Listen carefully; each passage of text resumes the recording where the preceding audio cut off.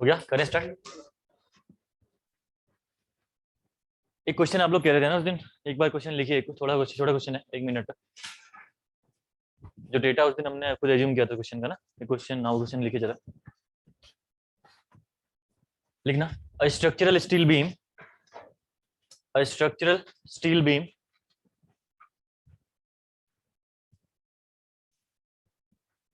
has an unsymmetrical eye cross section. A structural steel beam has an unsymmetrical eye cross section. The overall depth of the beam is 200 mm. Unsymmetrical eye section. The overall depth of the beam is 200 mm.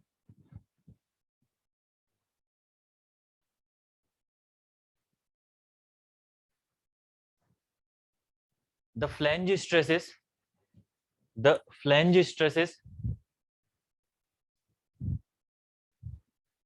at the flange stresses at top and bottom are the flange stresses at the top and bottom are 120 Newton per mm square and 80 Newton per mm square, 80 Newton per mm square respectively. Then लिखिए the depth of neutral axis, the depth of neutral axis from the top of the beam is, depth of neutral axis from the top of the beam is. अब ये data exact है, concept same है, जरा निकालिए इसको फटाफट।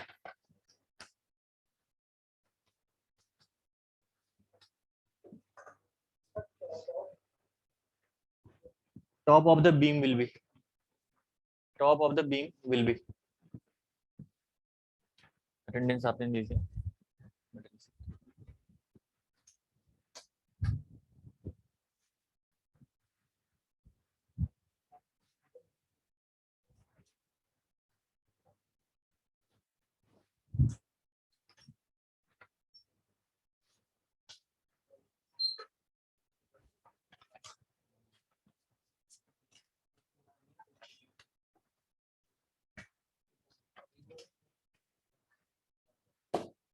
Same concept question करा रखा है, बस उसका डेटा उस दिन हमसे हो गया था, तो डेप्थ काफी कम आ गई थी उस टाइम पे ना, 202 mm आ गई थी। तो यहाँ पे डेटा एग्जैक्ट है, निकालिए जरा फटाफट।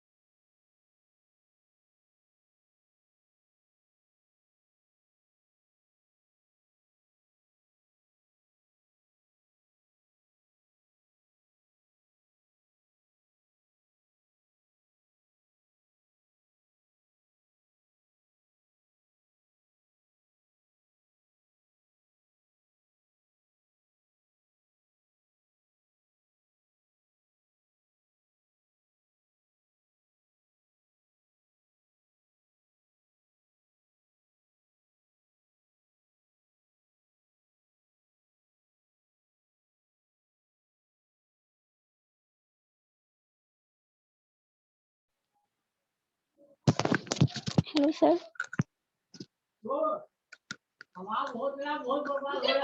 सर वॉइस नहीं आ रही है।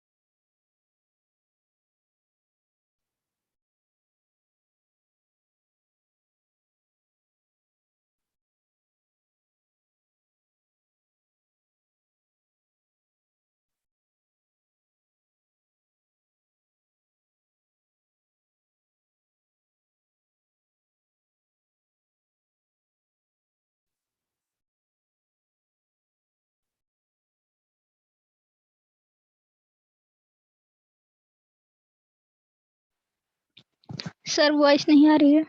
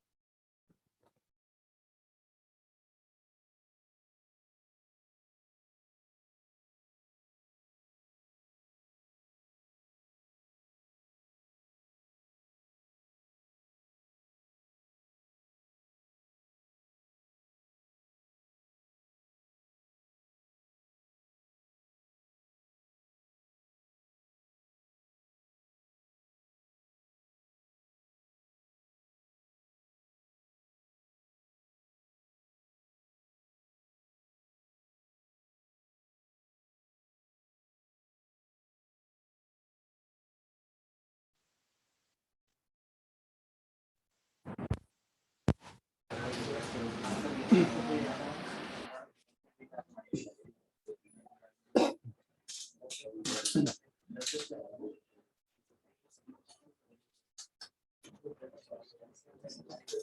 हेलो हेलो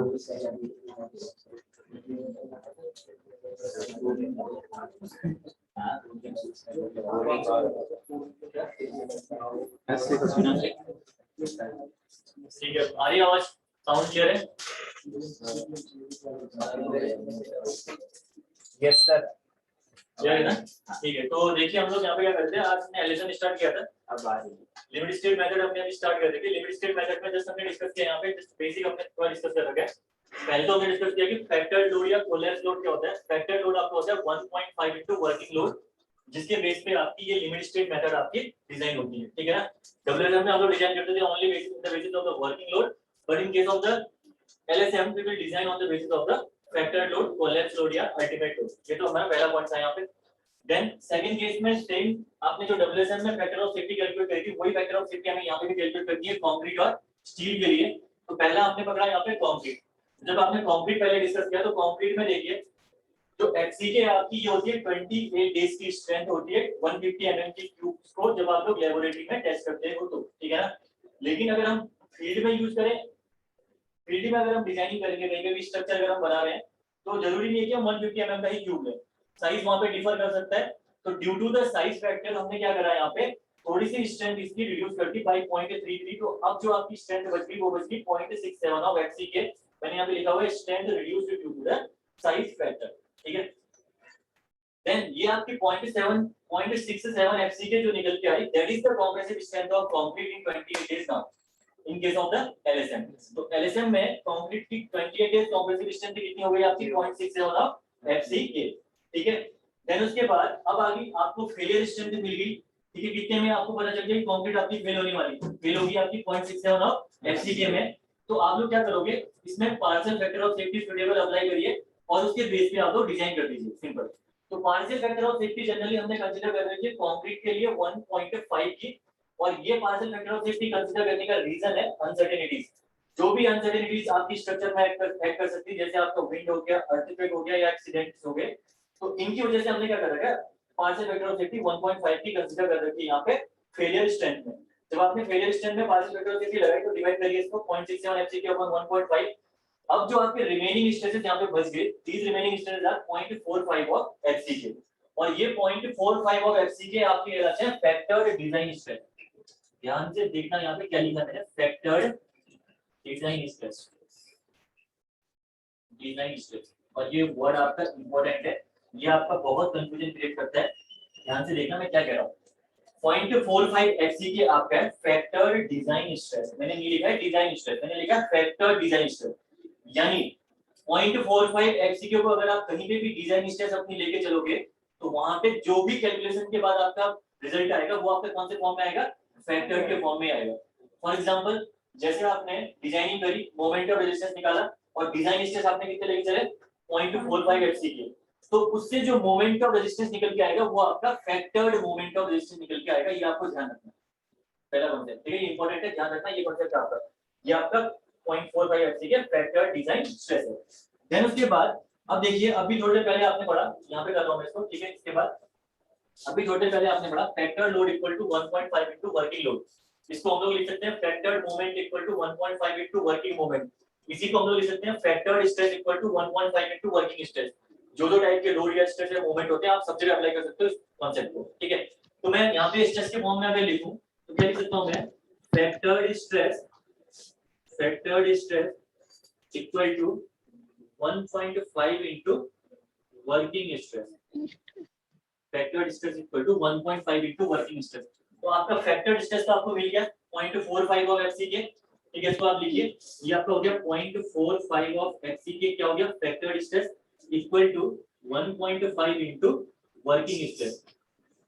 वर्किंग स्ट्रेस अगर यहाँ से आप वर्किंग स्ट्रेस कैलकुलेट करोगे, वर्किंग स्ट्रेस अगर यहाँ से आप कैलकुलेट करोगे तो कितना हो गया ये 0.45 एफसीके डिवाइडेड बाय 1.5, और ये निकल के आएगा आपका अप्रोक्सीमेटली कितना आ रहा है 0.30 एफसीके। जब आप इसको निकालोगे कैलकुलेट करोगे तो ये निकल के आएगा 0.30 FCK, this is the working stress, ये आपका वर्किंग स्ट्रेस है।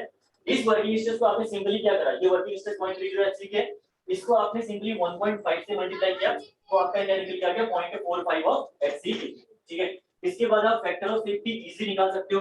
फैक्टर ऑफ सेफ्टी का फॉर्मूला क्या होता है कंक्रीट के लिए, कंक्रीट के लिए फॉर्मूला होता है आपका फेलियर स्ट्रेंथ, या आप लिख सकते हो कैरेक्टरिस्टिक स्ट्रेंथ, एक ही बात है, characteristic strength divided by what, permissible strength, permissible stress या स्ट्रेंथ, ये जो भी आप परमिसिबल स्ट्रेंथ, ठीक है।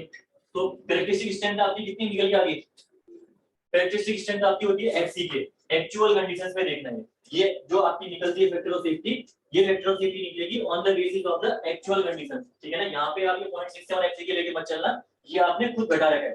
फैक्टर ऑफ सेफ्टी ध्यान रखना, always calculated on the basis of the actual condition. तो एक्चुअल कंडीशन में कैरेक्टरिस्टिक स्ट्रेंथ कितनी आपकी FCK, that is FCK divided by actual जो वर्किंग स्ट्रेस है कितना निकल जाएगा आपका 0.30 FCK, 0.30 FCK। और जब आप इसको कैलकुलेट करोगे तो ये फैक्टर ऑफ सेफ्टी आपकी निकल के आ जाएगी 3.33। तो कंक्रीट के लिए LSM के केस में फैक्टर ऑफ सेफ्टी आपकी कितनी निकल के आ गई 3.33 निकल के आ गई, ठीक है। अब ये चीज ध्यान रखना, थोड़ा सा एक बार हम WSM और LSM को कंपेयर भी करेंगे, थोड़े में करेंगे, लेकिन यहाँ पे जो वर्किंग स्ट्रेस निकल के आ रहा है थोड़ा एक बार देखते हैं इसको। जब WSM की हम लोग बात करेंगे, WSM में और LSM में अगर मैं तो प्रॉपर कंपैरिजन करके भी दिखाऊंगा डेटा के साथ, लेकिन यहाँ पे एक बार इसको समझते हैं। WSM में आप पे देखिए, अगर मैं बात करूं परमिसिबल स्ट्रेस सिग्मा CBC था कंक्रीट में, है ना, इसकी वैल्यू कितनी थी FCK/3, FCK/3। और LSM के केस में आपकी वर्किंग स्ट्रेस की वैल्यू कितनी आ रही है, जो कि परमिसिबल स्ट्रेस या वर्किंग स्ट्रेस एक ही बात है, ये आ रही है आपकी 0.30 और FCK। डिवाइड करोगे जब आप इसको देखोगे तो ये भी आपका ऑलमोस्ट 0.33 FCK और यहाँ पे भी आपका 0.30 FCK। तो देखिए वर्किंग स्ट्रेस आपका ऑलमोस्ट दोनों का सेम है इन case of the WSM and LSM, ठीक है। लेकिन अगर डिजाइन स्ट्रेस की मैं बात करूं तो डिजाइन स्ट्रेस के केस में इन्होंने क्या करा, अगर डिजाइन स्ट्रेस निकालना था इनको तो डिजाइन स्ट्रेस में इन्होंने सिंपली क्या कर दिया 1.5 से मल्टीप्लाई कर दिया वर्किंग स्ट्रेस को, और ये निकल के आ गया आपका 0.45 ऑफ FCK, सिंपल सी बात, ठीक है। तो देख पा रहे होंगे आप कि जो वर्किंग है, वर्किंग स्ट्रेस आपका दोनों के लिए ऑलमोस्ट सेम है, चेंज क्या हो रहा है डिजाइन स्ट्रेस, ठीक है। तो आप लोग बोल सकते हो कि जो आपका LSM है वो आपका हायर स्ट्रेसेस के लिए डिजाइन करता है, क्वेश्चन पूछा गया एग्जाम में, LSM किसके लिए डिजाइन करता है आपका हायर स्ट्रेसेस के लिए as compare to the WSM, clear है। अभी इसको मैं एग्जांपल के थ्रू आपको समझाता हूं पूरा ढंग से, आप अपना नोट डाउन करिए पहले। देखिए क्वेश्चन यहाँ पे क्या क्या बने, अच्छा क्वेश्चन बताना भूल गया मैं आपको। देखिए क्या क्वेश्चन पूछता है एग्जाम में क्वेश्चन पूछता है, पहले तो आपका यहीं से स्टार्ट करेगा FCK, FCK का कांसेप्ट आपको पता है, डेफिनेशन पता है आपको, सारी चीजें पता है, 28 डेज स्ट्रेंथ पता है, ठीक है। क्यूब्स पूछ सकता है आपसे।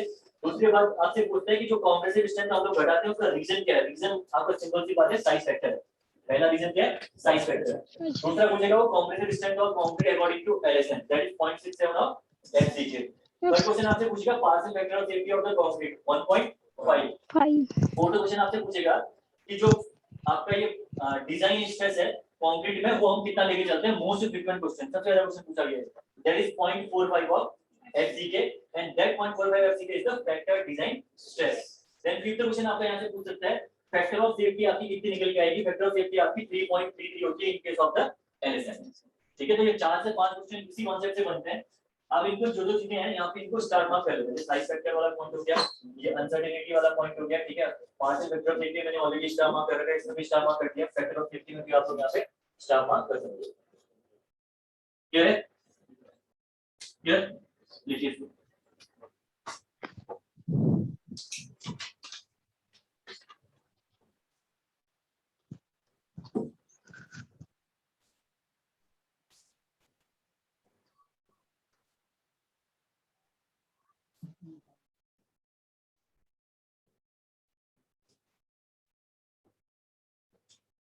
जहाँ पे ये लिखने का साइज हो रहा है आपने वहां पढ़ा था ना उसका ये साइज नहीं है, तो मैं इसी में लिख दिया पूरा, इससे बोलने से ठीक साइज ही चेंज हो गया अपना।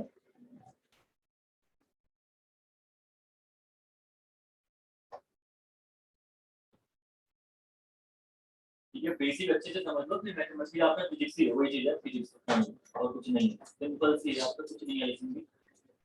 थोड़ा सा डब्ल्यू रिइंफोर्समेंट है, कैलकुलेशन थोड़ी हैवी पड़ जाती है, बाकी इसके अलावा सिंपल है। रेशनल मेथड बोलने का रीजन क्या है? Because it is the empirical method. Rational का मतलब क्या है? रेशनल का मतलब है कि टेस्ट जो है कंडक्ट करे जा चुके हैं, आपको उनके रिजल्ट्स को अप्लाई करना है। जैसे अभी हाइड्रोलॉजी आपकी कंप्लीट हुई थी, आपकी कंप्लीट हुई ना हाइड्रोलॉजी। हाइड्रोलॉजी में आपने एक रेशनल मेथड पढ़ी होगी डिस्चार्ज निकालने के लिए 1/36 क्यूब क्या लिखा था? क्या पढ़ा था? हाँ KIA Q by 1/36 KIA ये पढ़ा था ना आपने। वो आपकी रेशनल मेथड है, यानी फॉर्मूला आपको गिवन है, जस्ट आपको उसमें वैल्यूज पुट करनी है और डिस्चार्ज निकालना है। ठीक है, तो सेम चीजें यहाँ पे हैं, ये सारी चीजें आपको गिवन होगी, आपको जस्ट पुट करनी है अपने एनालिसिस में चीजें।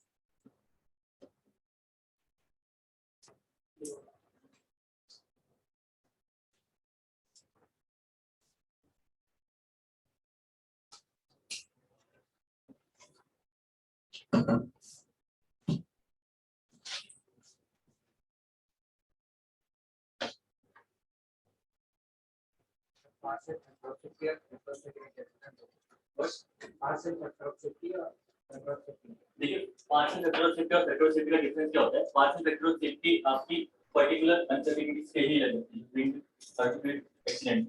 और जो फैक्टर सेफ्टी आपकी होती है, that factor safety is the whole. जो चीजें आपने ये पूरी करी है टॉप से लेकर बॉटम तक, उसकी वजह से जो फैक्टर सेफ्टी जनरेट हुई that is 3.3। But partial factor safety is only for the uncertainty in the wind certificate accident.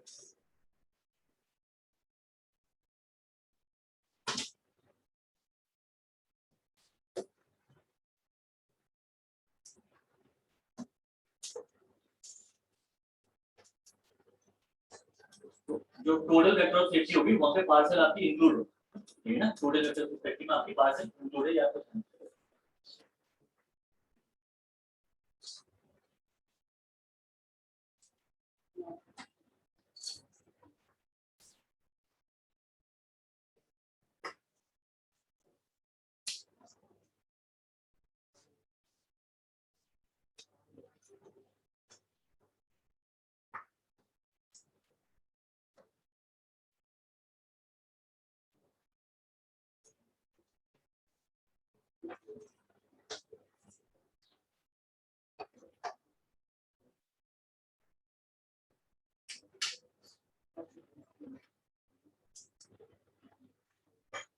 Hospital note जैसे बनो अपने समझ में आए बस हो जाए, बाकी कोई दूसरा समझे समझे फर्क नहीं पड़ता है। अपने समझ वाले नोट बनाए तो इससे फटाफट आता है, सिंगल पेन दो पेन यूज करो बस। अपने नोट से दूसरे की समझ में आती है तो थोड़ा लव से एग्जाम में ठीक है तो बात नहीं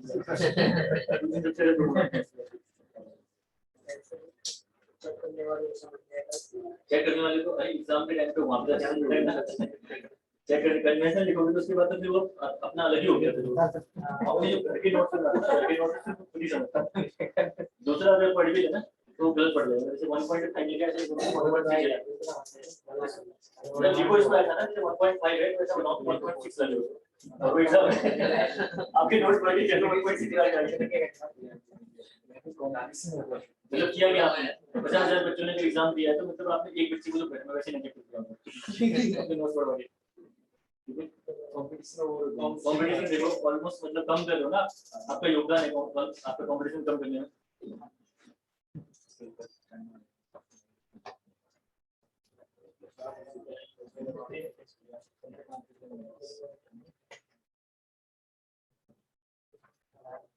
सेंटर वाला तो हो गया अपने फैक्टर डॉट यहाँ तक तो कर लिया आपने तो मैं ये कर रहा हूँ।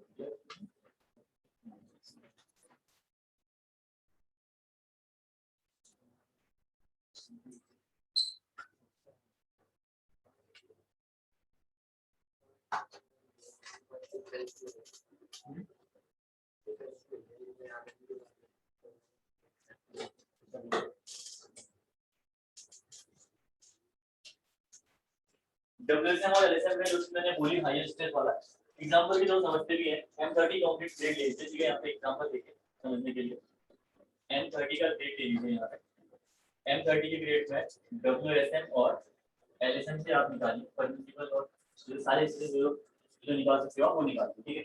M30 के लिए देखिए कैरेक्टरिस्टिक स्ट्रेंथ या फेलियर स्ट्रेंथ की मैं बात करूं, एक ही बात है, ठीक है। फेलियर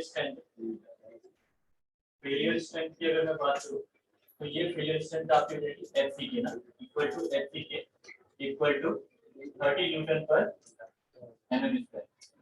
ये हो गया आपका failure strength in case of the WSM, ठीक है। देन उसके बाद नेक्स्ट में आपको क्या करना था, नेक्स्ट में आपको डायरेक्टली करना था यहाँ पे परमिसिबल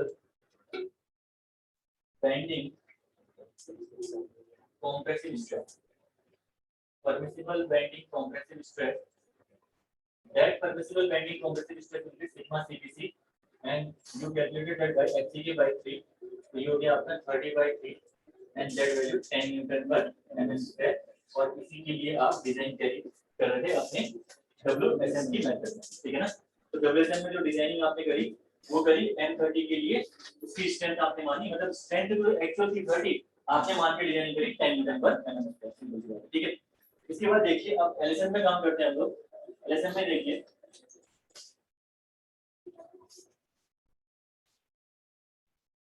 एलएसएम का देखिए अब नेक्स्ट में एलएसएम में आपकी फेलियर स्ट्रेंथ आपकी एफसीके की ले रहा हूं मैं, ठीक है। टोटल जो हमने टॉप से लेकर बॉटम तक काम किया है वही मैं लेके चल रहा हूं, ठीक है। तो यहां पे लिखिए आप कैरेक्टरिस्टिक स्ट्रेंथ लिखिए, फेलियर स्ट्रेंथ लिखो, कैरेक्टरिस्टिक स्ट्रेंथ लिखो, ठीक है। कैरेक्टरिस्टिक स्ट्रेंथ आपने ली कितनी FCK, दैट इज 30 न्यूटन पर mm स्क्वायर। ये आपने ली इस केस में कैरेक्टरिस्टिक स्ट्रेंथ, ठीक है। देन उसके बाद कंप्रेसिव स्ट्रेंथ आपने निकाली नेक्स्ट केस में आपने निकाली इसके बाद कंप्रेसिव स्ट्रेंथ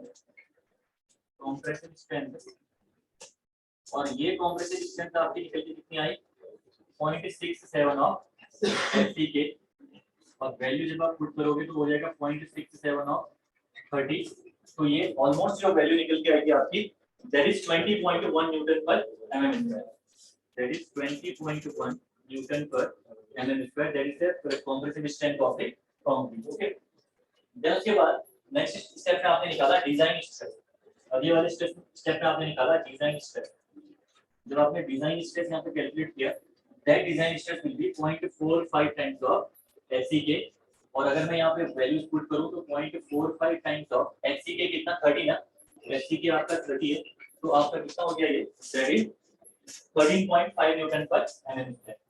ये निकल के आ गया आपका 13.5 न्यूटन पर mm स्क्वायर, ठीक है। ये वैल्यू आ गई आपकी डिजाइन स्ट्रेस की। फाइनल आपने यहाँ पे क्या निकाला था वर्किंग स्ट्रेस ना, तो ये कंडीशन है, ये वर्किंग स्ट्रेस आपने निकाला फाइनल में आपने निकाला वर्किंग या परमिसिबल स्ट्रेस, एक ही बात है। वर्किंग स्ट्रेस जब आपने वर्किंग स्ट्रेस निकाला तो ये आपका 0.30 ऑफ FCK और जो जगह आपका 0.3 ऑफ 30 यानी न्यूटन 9 न्यूटन पर आपका निकलता है परमिसिबल स्ट्रेस, ठीक है। अब कॉन्सेप्ट देखिए, वही कॉन्सेप्ट है मैं आपको दिखाना चाहता था डिजाइनिंग में जो अभी हमने डिस्कस किया था। अगर मैं बात करूं WSM की तो WSM आपका डिजाइनिंग कोड कैरी करता है आपका 10 न्यूटन पर mm स्क्वायर, ठीक है ना। यानी 1 mm स्क्वायर में ये स्ट्रेंथ मान रहा है आपकी कंक्रीट की 10 न्यूटन पर, ठीक है ना। इन केस ऑफ द LSM आपका डिजाइन करता है इस वाले का 0.45 ऑफ FCK में डिजाइन करता है। तो यहाँ पे ये 1 mm स्क्वायर के लिए स्ट्रेंथ मान रहा है 13.5 न्यूटन पर न्यूटन और 1 mm स्क्वायर, ठीक है ना। तो 1 mm स्क्वायर के लिए 13.5 न्यूटन का ही मान रहा है आपका स्ट्रेंथ है उसकी। तो आप देख पा रहे होंगे यहाँ पे ऑब्वियसली बात है जो आपका LSM है, LSM will design the concrete in higher stresses as compared to the WSM, ठीक है ना। तो LSM में जो डिजाइनिंग हो रही है वो आपकी हायर स्ट्रेसेस पे हो रही है as compared to the WSM। साथ में जो वर्किंग स्ट्रेस है working stress are almost same, ठीक है ना। वर्किंग स्ट्रेस आपकी देखिए 10 9, तो वर्किंग स्ट्रेस आपका ऑलमोस्ट सेम है। आपने सिंपल सी बात है जो वर्किंग स्ट्रेस आया उसको 1.5 से मल्टीप्लाई किया तो 13.5 न्यूटन पर mm स्क्वायर हो गया, ठीक है। अब देखिए 1 mm में 3.5 का, ठीक है, ध्यान रखना है आपको वैल्यू छोटी दी होगी लेकिन यहाँ पे आपका 1 mm स्क्वायर के केस में 3.5 न्यूटन का अंतर आ रहा है दोनों में डिजाइन में। तो अब एरिया आपका कितना हाई हो सकता है मुझे सोचिए। एरिया तो हम लोग बहुत ही हाई लेते हैं 2000 mm स्क्वायर 4000 mm स्क्वायर, ठीक है। ऐसे हम लोग एरिया लेके चलते हैं, तो उस केस में जो आपकी ये डिफरेंस आएगा, डिफरेंस भी काफी हाई रहेगा, ये आपको ध्यान रखना है, ठीक है ना। डिफरेंस भी उस केस में काफी हाई रहेगा। तो बस कॉन्सेप्ट यही है कि आपको समझना है यहाँ पे कि एलएसएम में क्या वर्किंग चल रही है और डब्ल्यूएसएम में क्या वर्किंग चल रही है और आपकी एलएसएम में क्या वर्किंग चल रही है, ठीक है। और ये क्वेश्चन पूछा गया है, which of the following method will be designed on the higher stresses। तो आपके हायर स्ट्रेसेस में करते हैं एलएसएम, ठीक है। ऑप्शन में आपके लिमिट स्टेट मेथड दिखेगा, क्लियर है। कर लीजिए इसको example note down.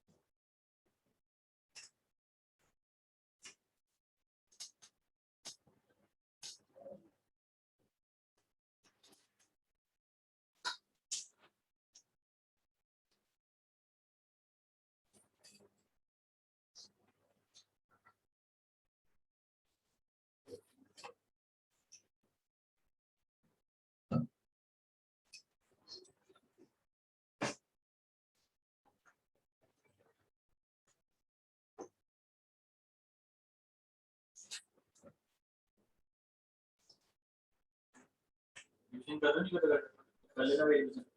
Subject complicated है, 1-1.5 हफ्ते के अंदर निकल जाता है।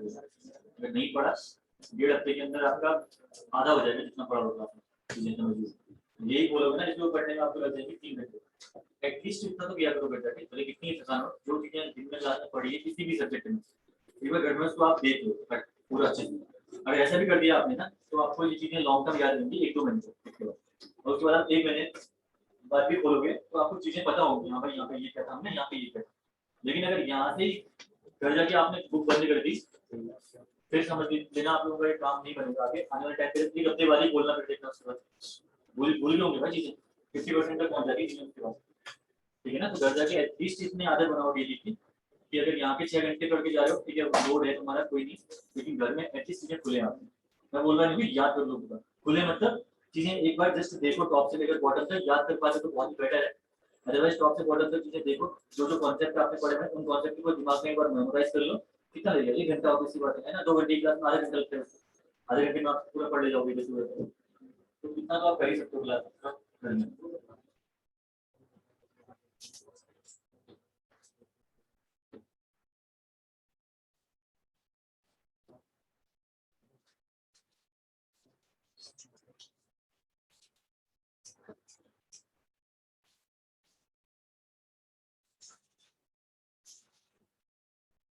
ठीक है ना। नेक्स्ट है आपका सेकंड, फर्स्ट तो पढ़ते आपने कंक्रीट, अगला आपका स्टील, ठीक है। दूसरा आपका यहाँ पे डिस्कस करोगे आप स्टील के बारे में, ठीक है। स्टील के बारे में जब आप डिस्कस करोगे तो स्टील में देखिए सिंपल सी बात है आपकी, स्टील में पहली बात तो साइज का कोई फैक्टर नहीं आना, जो लेबोरेटरी में साइज है वही साइज आप लोग कहाँ यूज करोगे, वीडियो में यूज करना है। तो साइज का फैक्टर आपने रिड्यूस किया था, वो साइज का फैक्टर वाला स्टेप यहाँ पे हट गया।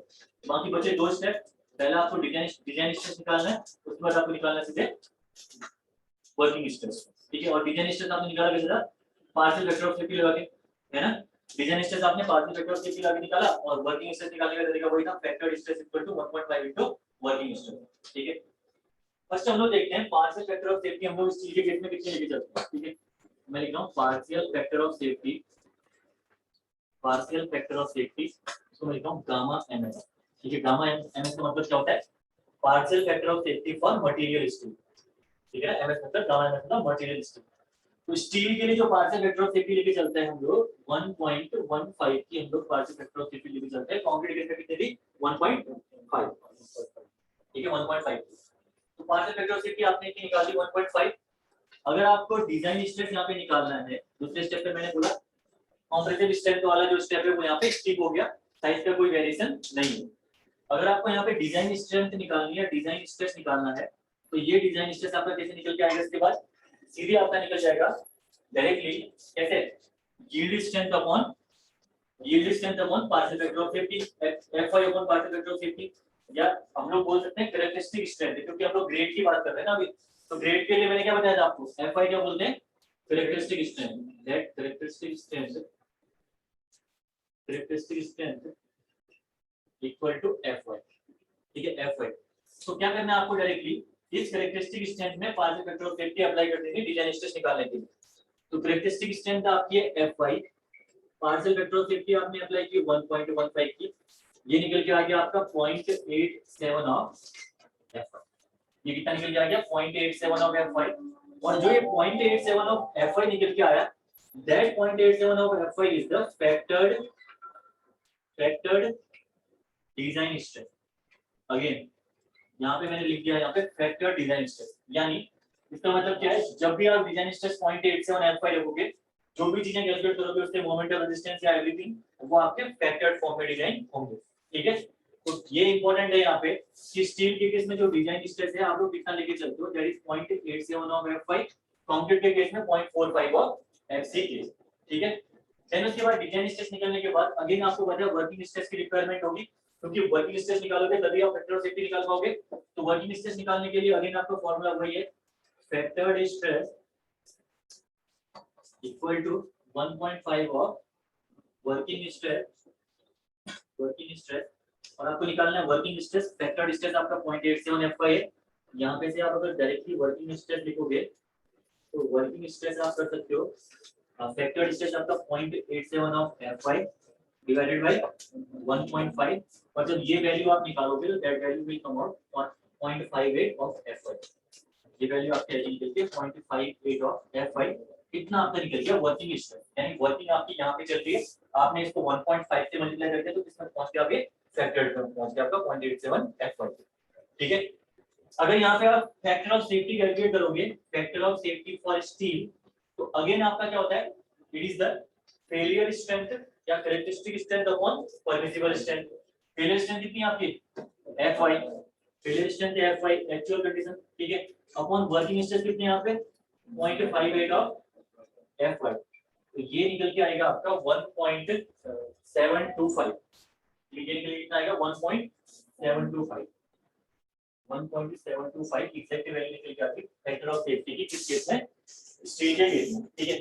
अब आप देख पा रहे होंगे यहाँ पे कि जो आपकी फैक्टर ऑफ सेफ्टी है उसका वेरिएशन काफी हाई है इन case of steel and concrete, ठीक है, स्टील एंड कंक्रीट। और इसका रीजन क्या है आपको पता है, रीजन सिंपल सा है, क्या करना, क्वालिटी कंसर्न है ना। स्टील आप लेबोरेटरी में प्रिपेयर कर रहे हो तो प्रॉपर क्वालिटी कंटेंट है वहां पे आपने मेंटेन कर रखी है, ठीक है, प्रोपोर्शन प्रॉपर्ली आपने रखे हुए हैं, तो इस वजह से आपने फैक्टर ऑफ सेफ्टी यहाँ पे कम ले ली, क्योंकि आप कंक्रीट कहाँ पे प्रिपेयर कर रहे हो, फील्ड में प्रिपेयर कर रहे हो, तो वहां पे क्वालिटी कभी कॉम्प्रोमाइज हो सकती है, जिस वजह से हमने क्या करी, फैक्टर ऑफ सेफ्टी बढ़ा दी, ठीक है।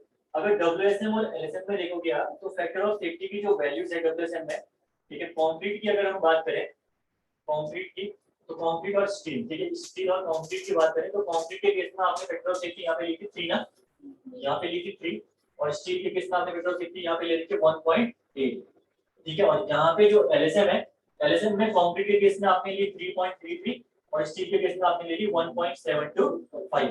तो LSM ने किया क्या, LSM ने सिंपल सी बात है, जहाँ पे आपका कंक्रीट है, कंक्रीट को उन्होंने क्या कर दिया, थोड़ा सा फैक्टर ऑफ सेफ्टी बढ़ा दिया 3.33 कर दिया, और जो स्टील है उसकी फैक्टर ऑफ सेफ्टी घटा दिया, क्योंकि उन्होंने बोला कि स्टील में जो वेरिएशन है वो आपका ज्यादा वेरिएशन नहीं होगा, इसलिए हम लोग फैक्टर ऑफ सेफ्टी कम भी लेके चलेंगे तब भी कोई प्रॉब्लम नहीं है। लेकिन कंक्रीट में आपका according to the condition variation आपके काफी ज्यादा आ सकते हैं, ठीक है। इसी वजह से उन्होंने क्या करा, कंक्रीट के केस में आप उन्होंने क्या कर दिया, फैक्टर ऑफ सेफ्टी को इंक्रीज कर दिया, ठीक है ना। तो ये आपकी होगी WSM और LSM के अकॉर्डिंग फैक्टर ऑफ सेफ्टी, ध्यान रखना एग्जाम में किससे पूछा है अच्छे से एक बार। वैसे जनरली जो हम लोग लेके चलते हैं दैट इज 3.1.8 इसी फॉर्म में पूछता है टोटल फैक्टर ऑफ सेफ्टी, लेकिन अगर पार्ट से फैक्टर ऑफ सेफ्टी पूछा हुआ है तो ध्यान रखना कंक्रीट के लिए 1.5, स्टील के लिए 1.15। डिजाइन स्ट्रेस कितना हो गया कंक्रीट के लिए कंक्रीट के लिए डिजाइन स्ट्रेस कितना हो गया 0.45 Fc के, और स्टील के लिए 0.87 Fy, 0.87 Fy, ठीक है ना। ये चीज आपको ध्यान रखनी है। और compressive strength of concrete is 0.67 of FCC. दिमाग खोल के बैठा होगा, ठीक है ना। ये हो गया आपका ये कंक्रीट स्टील का। तो करिए नहीं लागू करके क्या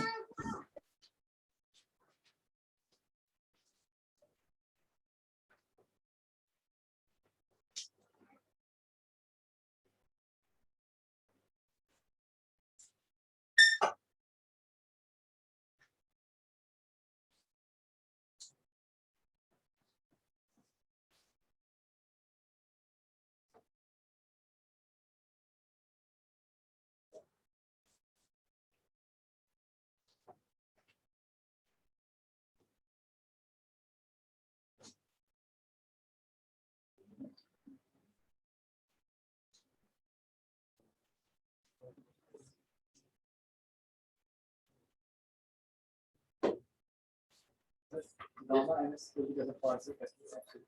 एमएस इक्वल टू आपका partial factor of safety for material steel, M for material, S for steel लिख देना। M for material and S for steel. ये ना that is M for material, S is for steel.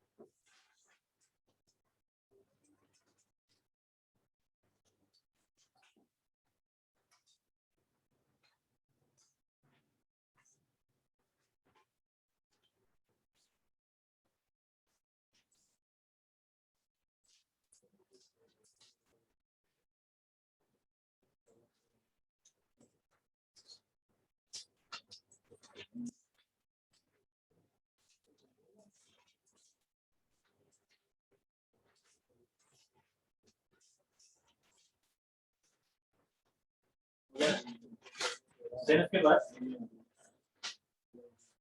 Heading डालिएगा अगला partial factor of safety for loads, ठीक है ना। Partial factor of safety for loads very very important heading है इसका, ठीक है।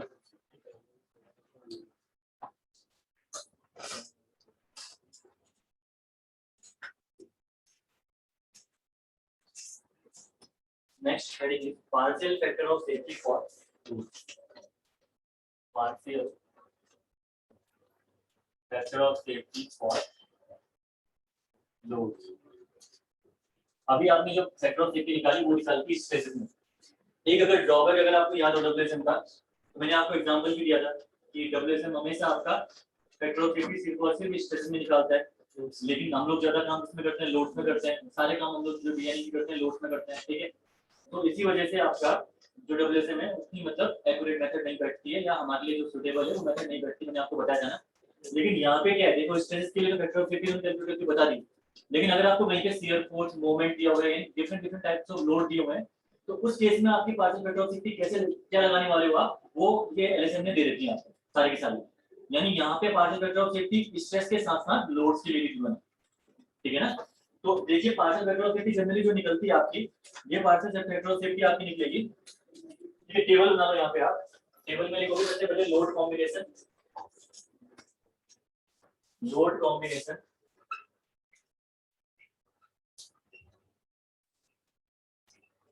लोड कॉम्बिनेशन, उसके बाद आप ठीक है, लोड कॉम्बिनेशन के बाद आप लिखोगे लिमिट स्टेट ऑफ कोलैप्स, और बताऊंगा मैं लिमिट स्टेट क्या होती है, ठीक है। Limit state of collapse, then उसके बाद है आपका limit state of serviceability, limit state of serviceability, limit state of serviceability, load combination, ठीक है। तो देखिए 4 लोड्स हैं, ठीक है, जैसे डेड लोड है, लाइव लोड है, wind load oblique earthquake load है, इसको एक साथ नहीं लेते हैं, ठीक है। ये हो गया आपके dead load, live load, wind load and earthquake load, 4 load हो गए ना। पहली बात ध्यान से देखो, कॉम्बिनेशन आपको इन तीनों के बेस पे, लोड 4 है, कॉम्बिनेशन आपको इन तीनों के बेस पे सोचना है। किसी स्ट्रक्चर में आइदर डेड लोड लग रहा, लाइव लोड लग रहा, wind load oblique earthquake load लग रहा, ठीक है। तो क्या क्या कॉम्बिनेशन आप इससे बना सकते हो लोड कॉम्बिनेशन में, आप लिख सकते हो। पहले तो आपका हो गया, मैंने wind load oblique earthquake load लिखा हुआ है, आइदर आप विंड लोड लोगे, आइदर आप अर्थक्वेक लोड लोगे जिसका मैग्नीट्यूड ज्यादा होगा। क्यों? क्योंकि पॉसिबिलिटी बहुत ही कम है कि विंड और अर्थक्वेक कहीं पे एक ही साथ आ जाए, ठीक है ना। बहुत ही किस्मत खराब होगी किसी की, ठीक है ना, कि मतलब हवा भी चल रही है 150 की रफ्तार से, 8 का मतलब भूकंप भी आ गया, फिर तो बचने का भी मतलब चांसेस भी नहीं, मतलब फिर बची क्या करेंगे, किस्मत खराब होगी। यहाँ पे आपका विंड लोड और अर्थक्वेक लोड को आप लोग क्या करोगे, एक ही में कंसीडर करोगे, ठीक है। ध्यान रखना इसमें जो ज्यादा होगा वो कंसीडर करना। तो इन तीनों के बेस पे आपके कॉम्बिनेशन क्या बन सकते हैं, पहला कॉम्बिनेशन बन सकता है आपका dead load plus light load का, दूसरा कॉम्बिनेशन बन सकता है आपका light load plus wind load oblique earthquake load का, और थर्ड कॉम्बिनेशन आपका बन सकता है dead load, light load, sir आवाज क्लियर नहीं आ रही है, फंस रही है। इसके अलावा कोई भी कॉम्बिनेशन अगर आप यहाँ पे बनाओगे तो नहीं बन जाएंगे, ठीक है। यहाँ पे देखिए, ये लिखिए डेड लोड, यहाँ पे लिखिए लाइट लोड, यहाँ पे लिखिए wind load oblique earthquake load के लिए। इन सिमिलर वे यहाँ पे भी आप लिखिए dead load, light load, wind load oblique earthquake load, ठीक है। ये हो गया आपका इक्वल लोड कॉम्बिनेशन में। अगर पहले लोड कॉम्बिनेशन की मैं बात करूं तो पहला लोड कॉम्बिनेशन आपका बन सकता है dead load plus light load का, that is dead load plus light load का। दूसरा लोड कॉम्बिनेशन किसी भी स्ट्रक्चर में बन सकता है आपका light load plus wind load oblique earthquake load का। और थर्ड आपका लोड कॉम्बिनेशन बन सकता है dead load plus live load plus wind load oblique earthquake load. ये तीनों कॉम्बिनेशन पॉसिबल है, बाकी इसके अलावा कोई कॉम्बिनेशन आपके पॉसिबल नहीं होंगे जो भी आपका आरसीसी स्ट्रक्चर है, ठीक है।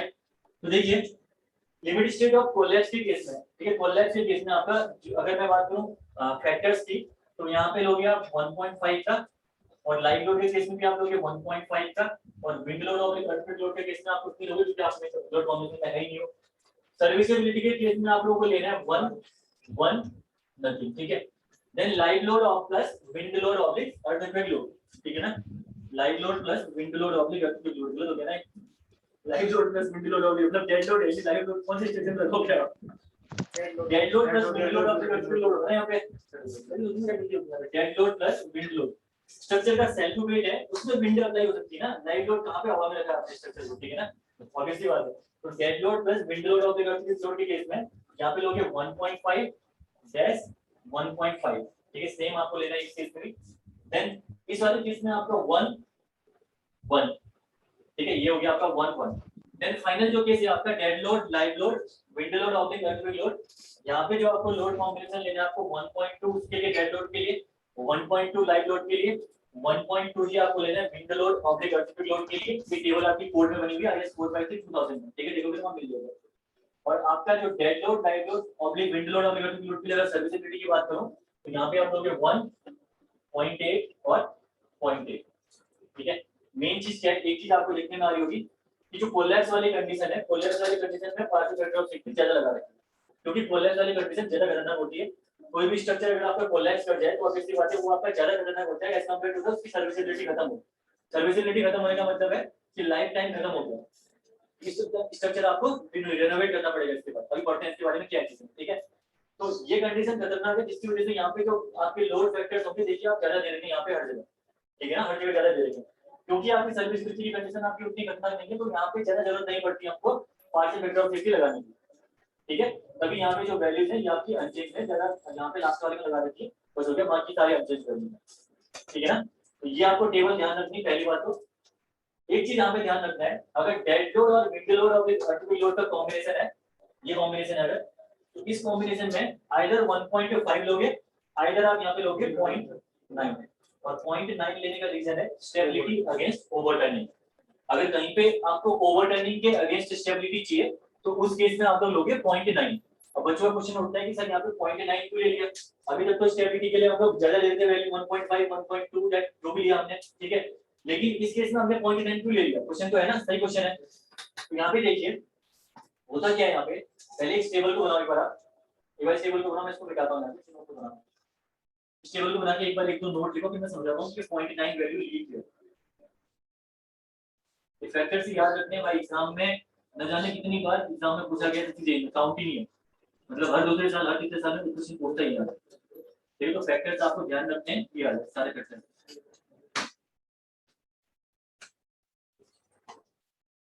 आजकल वो क्या करता है एग्जाम में, पता है वो क्या करता है, पूरा पकड़ता है 3 के 3, इन 3 के 3 का बना के देखता है, ऑप्शन डाल देगा, ऑप्शन में बोलेगा इनमें से कौन सा आपका जो फैक्टर है, मतलब जो हमने लिखा हुआ है उन्होंने कॉम्बिनेशन सही है, तो क्या करेगा पता है, वो करेगा पहला लिखेगा 1, ऑप्शन ए में लिखेगा 1.5 times of dead load plus 1.5 times of live load plus एक हो गया ये आपका, ठीक है, कॉम्बिनेशन, प्लस देन उसके बाद कॉमा करके लिखेगा 1.5 times of dead load plus 1.5 times of wind load of the load, फिर कॉमा करेगा, फिर बोलेगा 1.2 times of dead load 1.2 times of live load 1.2 times of wind load of certificate load. तो combination कौन सा सही है ऐसा बना के देगा ऑप्शन आपको एग्जाम में।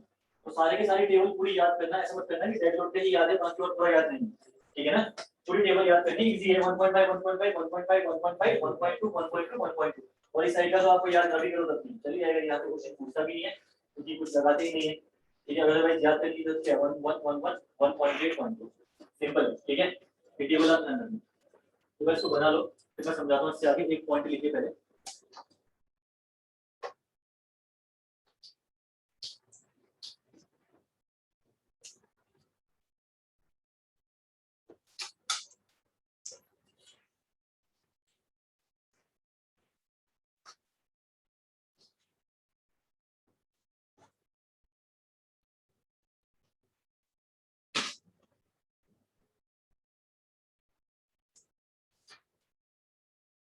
और जो भी आपका कॉम्बिनेशन बनेगा ना वो आपको लेना है, एकदम वर्स्ट कॉम्बिनेशन जो बनेगा वो आपको कंसीडर करना है।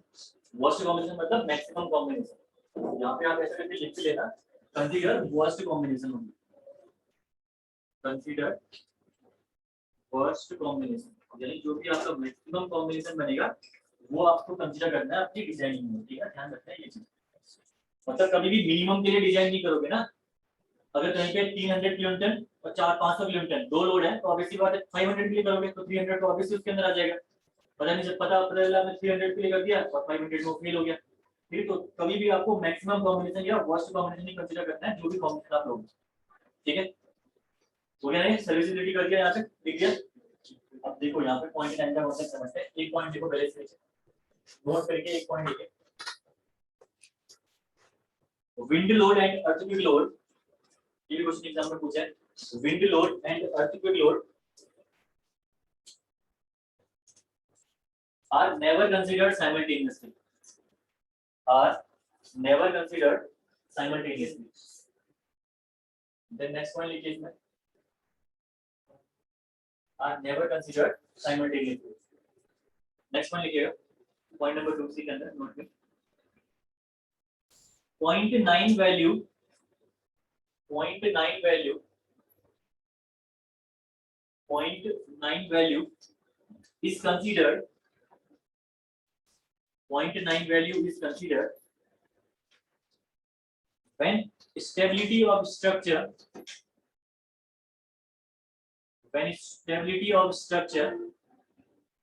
against overturning is critical,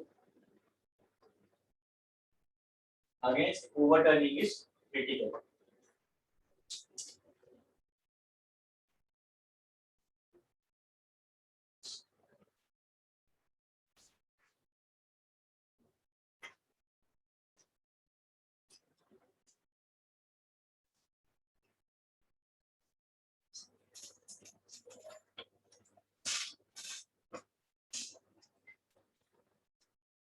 यहाँ देखो मैंने क्या बना दिया 10 है, ठीक है ना, ये पॉइंट है 10 तो दिख नहीं रहा है, ठीक है। हाँ जी, स्ट्रक्चर में बता देगा यहाँ पे, इस स्ट्रक्चर में आपके दो लोड करने हैं, ठीक है, only for the second case के लिए, जहाँ पे लाइव लोड की कंडीशन आ गई, यानी डेड लोड भी है जहाँ पे लाइव लोड भी है, तो उस केस में ओवरटर्निंग थोड़ी सी पॉसिबल नहीं होती, ठीक है, क्योंकि आपका रजिस्टिंग मूवमेंट बढ़ जाता है उस केस में। अभी समझते हैं इसको, थोड़ी देर में देखते हैं, पहले यहाँ पे देखते हैं पहले, देखिए यहाँ पे देखिए एक स्ट्रक्चर है, इस स्ट्रक्चर में आपका ये ट्रांसवर्स फोर्स लग रहा है यहाँ पे P, ये कैसे ले सकता है, ये आपका आइदर विंड की वजह से लग सकता है, आइदर आपका अल्टीट्यूड की वजह से लग सकता है, ध्यान से देखना है कॉन्सेप्ट। और सेकंड आपका एक लोड आपका लग रहा है डेड लोड, ये आपका डेड लोड किसकी वजह से होगा, self weight of the structure की वजह से, ठीक है। अगर मैं यहाँ पे आपसे पूछूं कि ओवरटर्निंग फोर्स कौन सा है यहाँ पे, तो ऑब्वियस सी बात है ये P तो है ओवरटर्निंग फोर्स, अगर ये ज्यादा होगा तो ये वो स्ट्रक्चर आपका ऐसे रोटेट कर जाएगा, है ना। और जो आपका रेजिस्टिंग फोर्स है, रेजिस्टिंग फोर्स क्या है, दिस डेड लोड ओनली, है ना। अब इस ओवरटर्निंग को अगर आपको रोकना है तो उसका सेल्फ वेट बढ़ाना पड़ेगा स्ट्रक्चर का, यानी जिससे कि डेड लोड बढ़े, और डेड लोड बढ़ेगा तो ये आपका P फोर्स इसको रोटेट नहीं कर पाएगा, सिंपल सी बात है, ठीक है। तो यहाँ पे देखिए मैं क्या कर रहा हूँ, दो चीजें लिखा हूँ यहाँ पे, एक लिखा हूँ resisting moment should be greater than the overturning moment, ठीक है। अगर आपको ओवरटर्निंग को रोकना है तो resisting moment should be greater than the overturning moment. तो यहाँ पे देखिए रेजिस्टिंग मोमेंट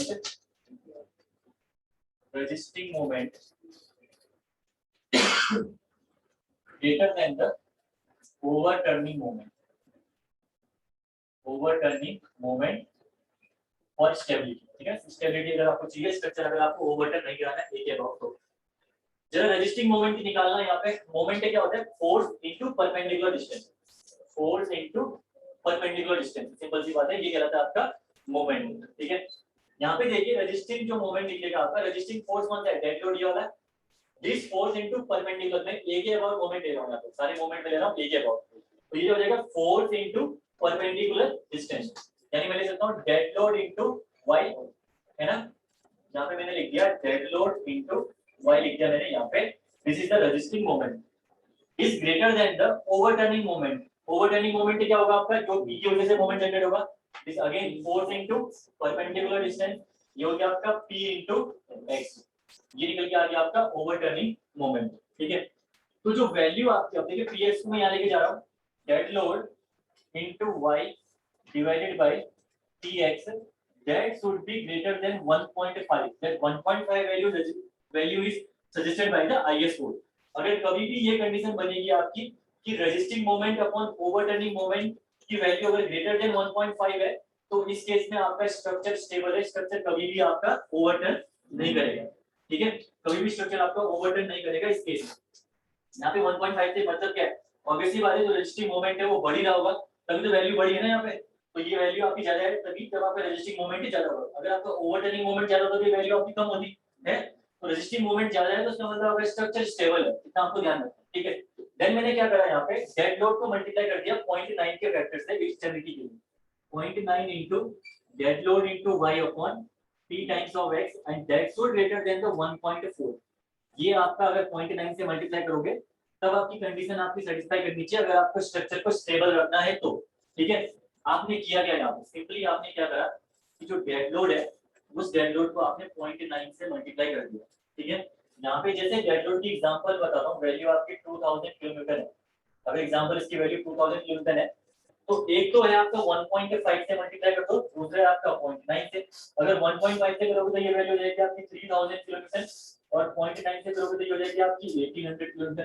तो जरा देखिए यहाँ पे इन दोनों में से सही वैल्यू कौन सी होगी आपकी, 3800 ना, क्यों, यस। देखिए मेन चीज क्या है, रेजिस्टिंग आपकी होती है उसकी कैपेसिटी, तो रेजिस्टिंग आपका जो फोर्स है ना वो है उसकी कैपेसिटी, कैपेसिटी को कभी बढ़ा नहीं सकते हो, घटा सकते हो। वेट लिफ्टिंग में जाते हो, कोई वेट लिफ्टिंग में अगर कोई 100 केजी का वेट अगर उठा पा रहा है, 100 केजी का कोई भी वेट अगर आप लिफ्ट कर पा रहे हो, तो आप वहां पे बोल सकते हो कि मैं 90 केजी उठा सकता हूँ, 90 केजी उठा सकता हूँ, बोल सकते हो, उठा लोगे इजी। लेकिन कभी नहीं बोलोगे मैं 110 केजी उठा लूंगा, ठीक है। अगर 110 केजी उठा लूंगा बोलोगे तो लोड के साथ आपका भी क्या हो जाएगा, वहां पे प्लेट हो जाएगा आपका, ठीक है ना। मतलब लोड ऐसा उठाया, लोड आपके ऊपर, और आप क्या बन जाओगे, प्लेट, डेड लोड आपका हो जाएगा वहां पे, हाँ मतलब लोड आपका डेड लोड, जो भी चीजें आपका वहां पे काम तमाम हो जाएगा, ठीक है। ये देखना, तो हमने एक्चुअल में किया क्या, एक्चुअल में हमने कंडीशन क्या करी यहाँ पे, सिंपल सी बात है, जो कैपेसिटी है वो कैपेसिटी हमने यहाँ पे रिड्यूस कर दी है। हम कैपेसिटी को कभी बढ़ा नहीं सकते, ध्यान रखना। तो कभी भी कैपेसिटी में अगर आपको फैक्टर ऑफ सेफ्टी लगानी है तो आप क्या कर सकते हो, उसको रिड्यूस कर सकते हो। वही कंडीशन हमने यहाँ पे कर रखी है। हमने क्या करा, जो उसकी रजिस्टिंग कैपेसिटी थी उस रजिस्टिंग कैपेसिटी को हमने रिड्यूस कर दिया बाई 10%। ठीक है, यानी अगर पहले वो आपका 2000 किलोमीटर आपका रजिस्ट कर पा रहा था, अगर यहाँ से आपका 2000 किलोमीटर लोड आ रहा था, तो ये 2000 किलोमीटर कौन रजिस्ट कर रहा था आपका, ये डेड लोड। लेकिन हमने माना कि नहीं भाई, ये 2000 नहीं करेगा, ये आपका सिर्फ और सिर्फ 1800 किलोमीटर ही रजिस्ट करेगा। 200 किलोमीटर की हम लोग फैक्टर ऑफ सेफ्टी लेके चल रहे हैं, कभी अगर लोड आपका ज्यादा हो गया किसी रीजन की वजह से। ठीक है, तो इसीलिए हमने यहाँ पे क्या करा, जो ओवर रनिंग के अगेंस्ट आपकी स्टेबिलिटी है, अगर उसको आपको अचीव करना है तो उस केस में हम लोगों को पार्शियल फैक्टर ऑफ सेफ्टी को रिड्यूस करना पड़ेगा बाई 0.9 या आप बोल सकते हो 10% से। ठीक है ना, 10% से हमें रिड्यूस करना पड़ेगा। यही रीजन था इसके पीछे यहाँ पे रिड्यूस करने का, हम बढ़ा नहीं सकते कभी भी वैल्यू। ठीक है ना, क्लियर है, करिए इसको। हाँ, कम ओवर रनिंग के लिए कम, और कंडीशन में तो ठीक है, और कंडीशन में सही है, लेकिन ओवर रनिंग की कंडीशन मैंने आपको समझा दी ना पूरी की पूरी। ओवर रनिंग के केस में हम लोग हमेशा घटाएंगे, कभी कैपेसिटी घटा रहे हैं हम लोग, कभी आ भी जाए तो आ भी जाए। हाँ, कभी आपका 0.10% घटा दिया, मतलब क्या है, इसका मतलब आपने जैसे बोल दो ना 3-4 का है, 300 किलोमीटर की फैक्टर ऑफ सेफ्टी ले ली कि अगर 3300 किलोमीटर का लोड भी कभी आ गया स्ट्रक्चर में, तब भी आपका स्ट्रक्चर ओवरटर्न नहीं करेगा उसके बाद। ठीक है ना,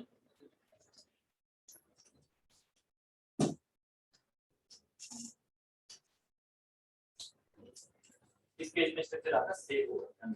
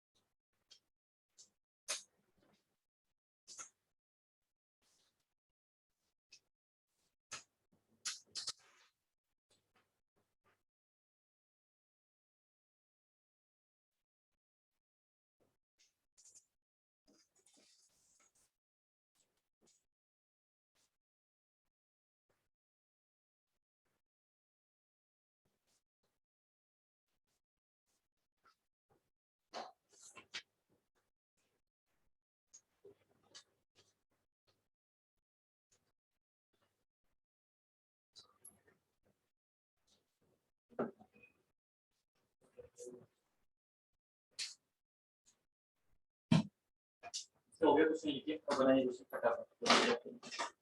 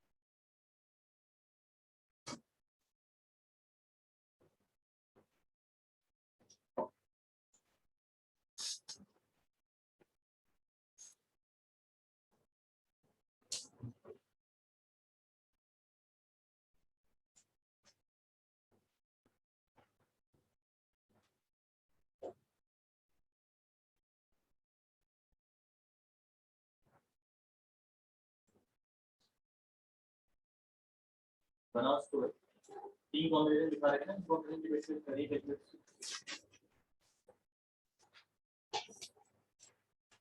dead load plus live load निकालो, dead load plus live load plus dead load निकालो, जो भी दो तो है, जो भी मोमेंट दे रहे हैं उनको मल्टीप्लाई करो फिजिकल फैक्टर से, प्लस करके निकालिए सबका हमेशा। सिंपल सा क्वेश्चन है।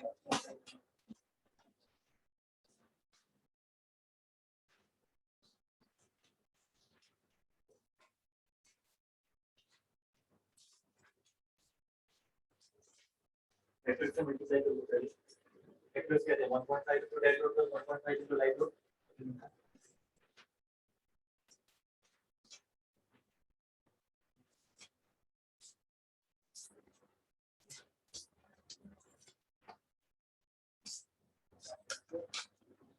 यस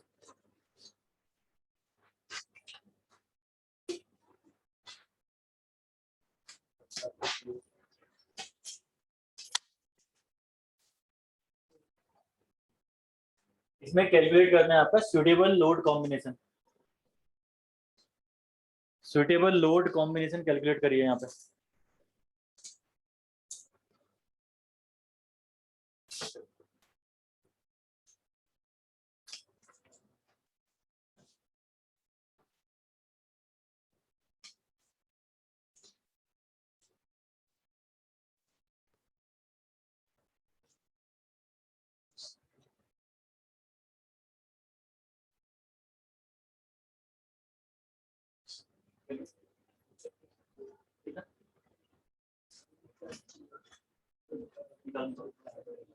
कैलकुलेटर यूज मत करो, हाथ से कैलकुलेट करो, इसी तो वहाँ पे एग्जाम के क्वेश्चन वहाँ पे आते हैं, क्वेश्चन में कैलकुलेटर यूज मत करो।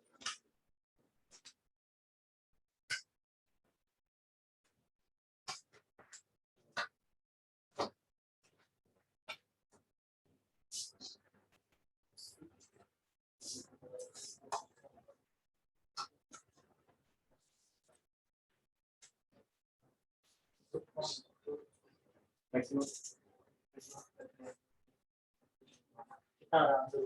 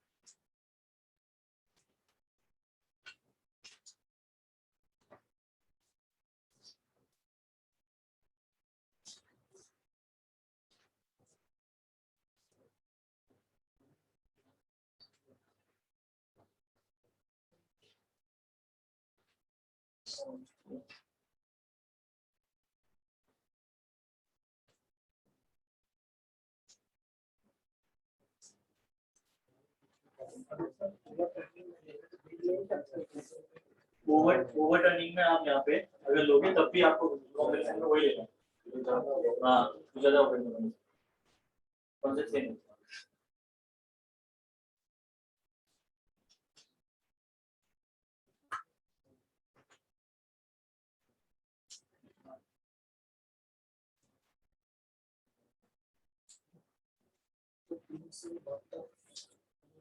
ओवर टर्निंग में निकाल देते हैं।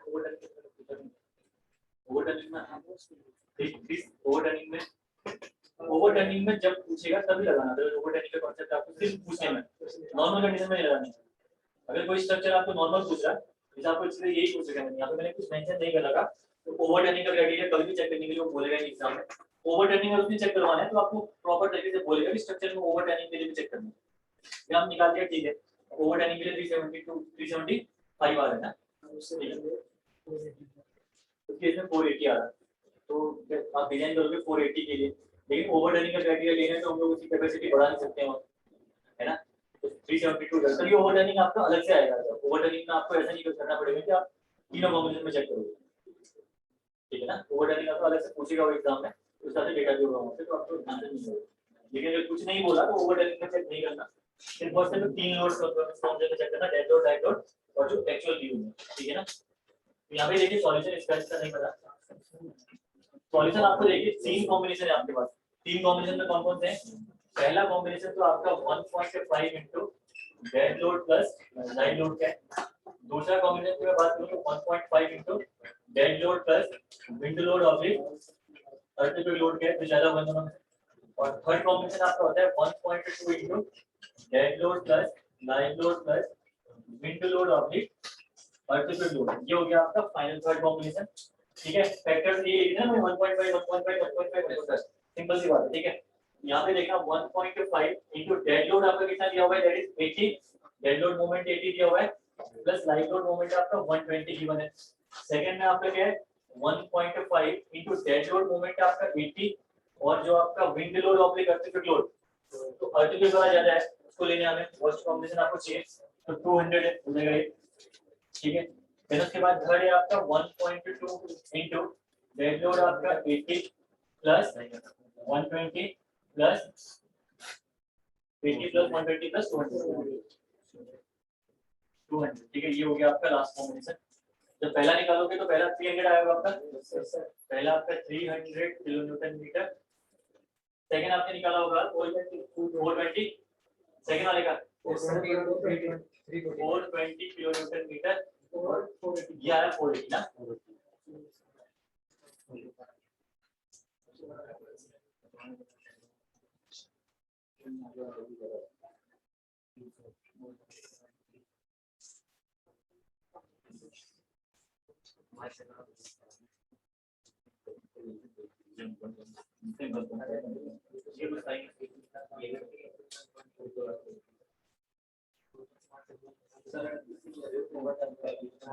ओवरटर्निंग वाला पूछेगा तो आपको फिर यहाँ पे जो डेड लोड वाला फैक्टर है वो अलग, लाइट लोड और विंड लोड वाला फैक्टर है वो अलग पूछेगा।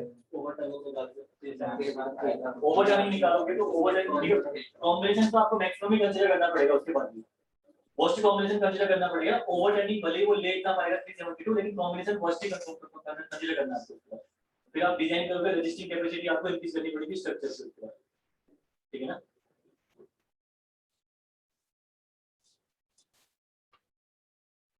जो कि आपका नेक्स्ट, ठीक है फाइनल।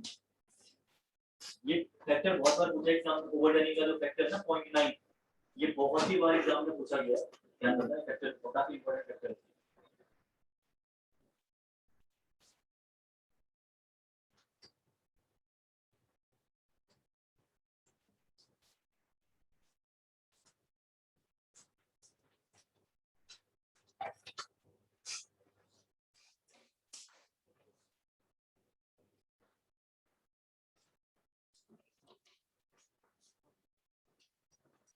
नेक्स्ट हेडिंग डालने के बाद लिमिट स्टेट, हेडिंग इसके बाद डालिएगा लिमिट स्टेट।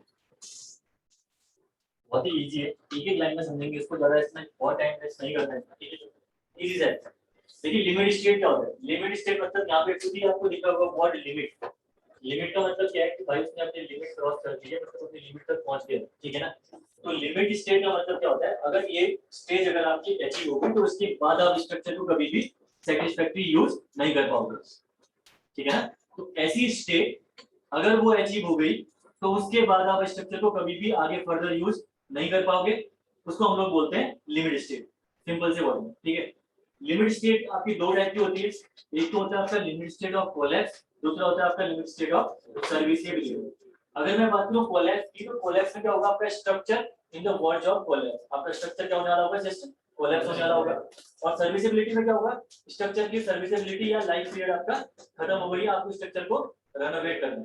तो कौन कौन सी कंडीशन आती है जिससे स्ट्रक्चर आपका कोलैप्स हो सकता है, कौन कौन सी कंडीशन आती है जिसमें आपको स्ट्रक्चर को रेनोवेट करना है, वो भी पढ़ते हैं इसके बाद। एक बार पहले लिमिट स्टेट की डेफिनेशन लिखिए फटाफट, लिखिएगा। Limit state is such a condition, limit state is such a condition of a structure if achieved the structure cannot be used The structure cannot be used satisfactorily. The structure cannot be used satisfactorily. then लिखिए full stop करके limit state can be achieved by limit state can be achieved by limit state can be achieved by number 1 due to collapse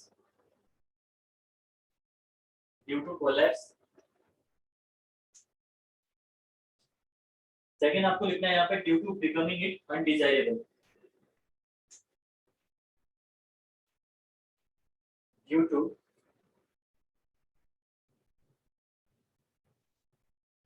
undesirable क्या लिखा है due to becoming it unserviceable due to becoming it second point लिखना due to becoming it unserviceable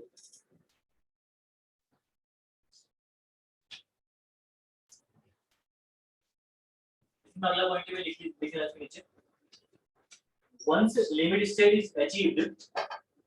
once limit state is achieved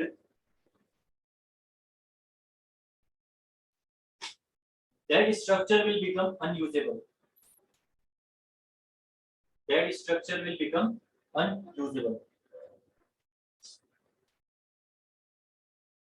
then अगला point लिखना है there are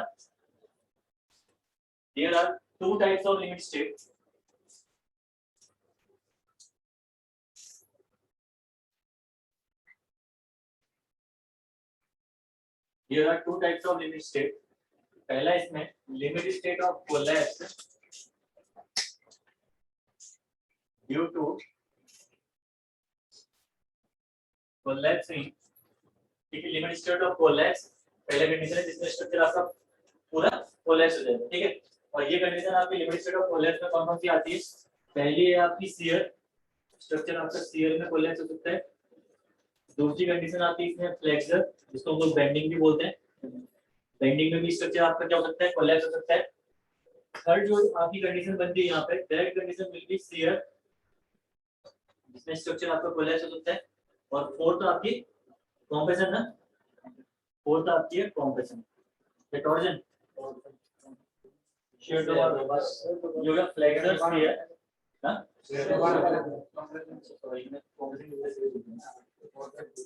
shear flexor compression और एक और है टॉर्जन ये आपको हो जाएगा टॉर्जन ठीक है ये चार कंडीशंस हैं या combination of these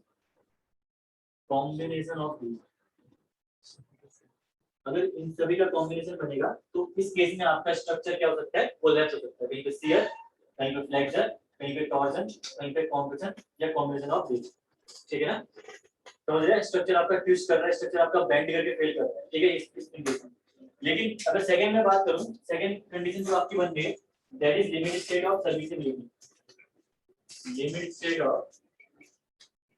serviceability exam में आता है इससे क्वेश्चन ध्यान रखना सर्विसेबिलिटी और कोलैप्स की जो कंडीशंस हैं उनको डिफरेंशिएट करो बोलता है आपके एग्जाम में ठीक है तो limit state of serviceability becoming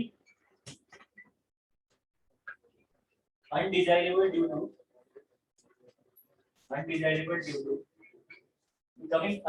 due to इसमें स्ट्रक्चर आपका सर्विसेबिलिटी खत्म हो कब बोलोगे जब आपका एक्सेसिव डिप्रेशन अगर करेगा एक्सेसिव आपका कोरोजन एक्सेसिव आपका वाइब्रेशन ठीक है या क्रैकिंग एक्सेसिव होगी तो उस केस में आपका लिमिट स्टेट ऑफ सर्विसेबिलिटी अगर करेगी ठीक है थोड़ा सा पूछना है ठीक है पहला आ गया लिमिट स्टेट ऑफ सर्विसेबिलिटी इसमें हो गया पहला एक्सेसिव ठीक है इसका पहला हो गया आपका एक्सेसिव डिफ्लेक्शन सेकंड हो गया आपका एक्सेसिव कोरोजन स्ट्रक्चर में एक्सेसिव कोरोजन आ गया अगर थर्ड हो गया आपका एक्सेसिव क्रैकिंग और लास्ट हो गया आपका एक्सेसिव वाइब्रेशन ये चार कंडीशन अगर कहीं पे आ रही हैं तो उस केस में आपका स्ट्रक्चर अनसर्विसेबल होने के चांसेस बढ़ जाएंगे स्ट्रक्चर के ठीक है क्वेश्चन था कोई क्वेश्चन था ठीक है ये चार कंडीशंस आपकी बनती ठीक है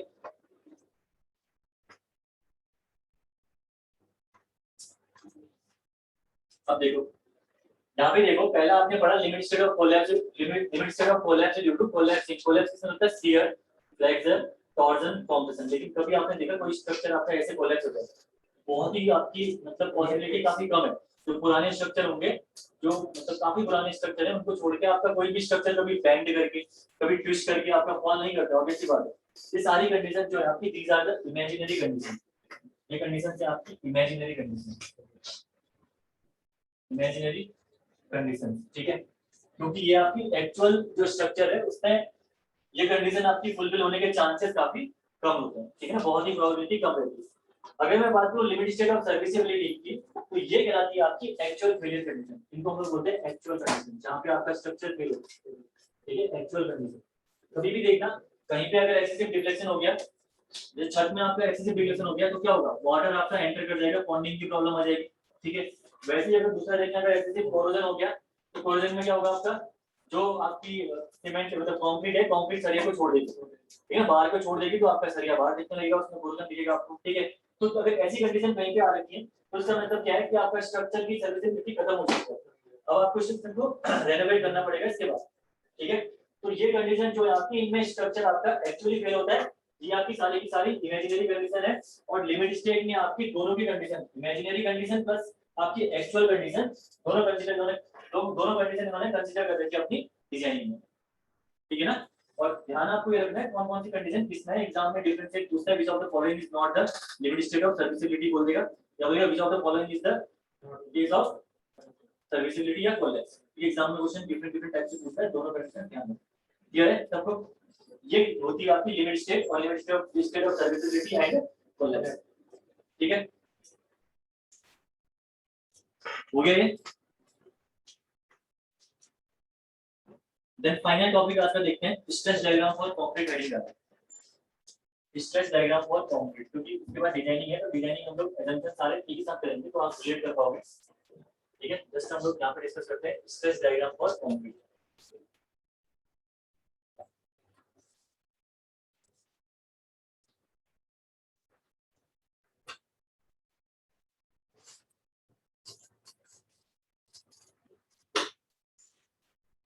तो दोस्तों तो देखिए, जब कंक्रीट का आप स्ट्रेस डायग्राम कंसीडर करोगे, ठीक है, हमारे पास यहाँ पे कोई बाउंडेशन नहीं है, जैसे वहां बाउंडेशन थी ना डब्ल्यूएसएम में, आपको सिर्फ और सिर्फ लीनियर स्ट्रेस डायग्राम कंसीडर करना है। उसके अलावा अगर आपने कोई स्ट्रेस डायग्राम कंसीडर किया तो आप डिजाइनिंग नहीं कर पाओगे, ये बाउंडेशन थी हमारी डब्ल्यूएसएम में। अगर एलएसएम की मैं बात करूं, तो एलएसएम में आपका कोई भी, मैंने बोला ना आपको एक्चुअल कंडीशंस पे आपके लिए क्या है, मेथड है, तो एलएसएम में आपकी कोई भी बाउंडेशन नहीं है, आप कैसा भी स्ट्रेस डायग्राम चूज कर सकते हो, ये हमें कोड बोलता है। आप ट्रापेजोइडल करिए, आप पैराबोलिक करिए, आप रेक्टेंगुलर करिए, जैसा आपका एक्चुअल फिजिकल डायग्राम होता है वैसा आप लोग एक्चुअल कंसीडर करिए, कहता है हमारा कोड, ठीक है।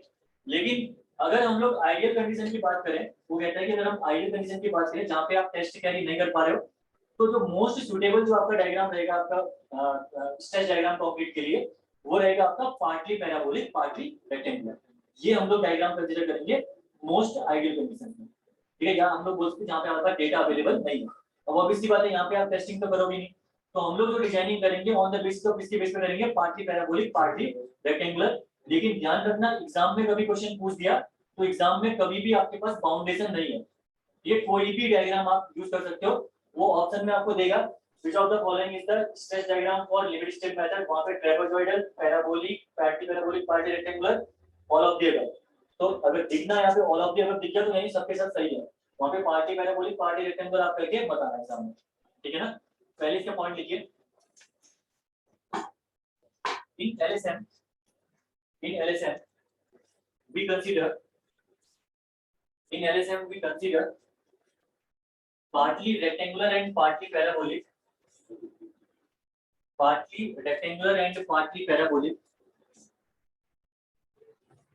stress diagram, partly parabolic and partly rectangular stress diagram, partly parabolic and partly rectangular stress diagram for concrete based on collapse condition, तो जो सबसे खतरनाक कंडीशन है कोलैप्स, उसके बेस पे इन्होंने आपका स्ट्रेस डायग्राम को प्लॉट किया है। ठीक है, ये आपको ध्यान रखनी है। इसमें ब्रैकेट में लिख दो no boundation for no boundation for no boundation for stress diagram, no boundation for stress diagram in actual condition, in actual condition. आप स्ट्रेस डायग्राम को स्ट्रेस डायग्राम को फुल स्टॉप करिए, फिर लिखिए उसको, ठीक है। इन क्या लिखा आपने, no boundation of stress diagram है, full stop. In actual condition the stress diagram for concrete, the stress diagram for concrete may be of any shape, may be of any shape.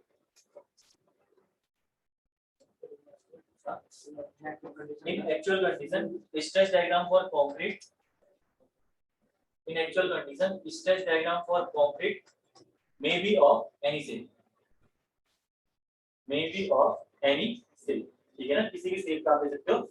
ये आपकी बाउंडेशन नहीं है, लेकिन हम लोग डिजाइन में party parabolic party rectangular है, क्योंकि आपका ये मोस्ट सुटेबल डायग्राम आपका होता है इसके। ठीक है, यहाँ पे देखिए जो आपको डायग्राम कंसीडर करना है तो पता चली कि आपका पार्टी पैराबोलिक पार्टी रेक्टेंगुलर, तीन स्ट्रेसेस आपने यहाँ पे निकाले कंक्रीट के लिए। एक तो आपने स्ट्रेस निकाला था एफसी के, एक आपने स्ट्रेस निकाला 0.67 एफसी के, एक आपने स्ट्रेस निकाला 0.45 एफसी के। और क्या क्या है ये सारी चीजें आपको बताइए। ठीक है, जनरली जो हमारा स्ट्रेस डायग्राम बनेगा ये बेसिकली होता क्या है, is the curve between the stress and strain. ठीक है, कंक्रीट का ये यहाँ पे स्ट्रेस और स्ट्रेन का मैं कर्व प्लॉट कर रहा हूँ। स्ट्रेस स्ट्रेन का कर्व आपका निकलेगा और ये स्ट्रेस एंड स्ट्रेन का कर्व आपका निकलेगा partly parabolic partly rectangular, and this is considered as the stress diagram for concrete in our design. ठीक है, यहाँ पे देखिए पार्टली पैराबोलिक आपका है, ये आपका पैराबोलिक पोर्शन, यहाँ से आपका हो जाएगा ये रेक्टेंगुलर पोर्शन। ठीक है, ये आपका किसके लिए हो गया, एचसीके के लिए। ठीक है, एचसीके के लिए मैंने डायग्राम बना दिया। सेकंड आपका डायग्राम बनेगा 0.67 एचसीके के लिए, तो पार्टली पैराबोलिक अगेन आपका पार्टली रेक्टेंगुलर, ये हो गया आपका 0.67 एचसीके। फाइनल आपका 0.45 एचसीके है, और ये 0.45 एचसीके भी आपका पार्टली पैराबोलिक पार्टली रेक्टेंगुलर बनेगा। ठीक है, पैराबोलिक वाला पोर्शन यहीं तक रहेगा, यहाँ पे पैराबोलिक वाला पोर्शन यहीं तक होंगे, और ये हो जाएगा आपका 0.45 ऑफ एचसीके। और हम लोग डिजाइनिंग के लिए जो डायग्राम कंसीडर करने वाले हैं, that is the diagram we are considering in our design. ठीक है, ये डायग्राम हम लोग कंसीडर करते हैं, यहाँ पे देखिए ये वाला फाइनल। ठीक है, partly parabolic region, partly rectangular region.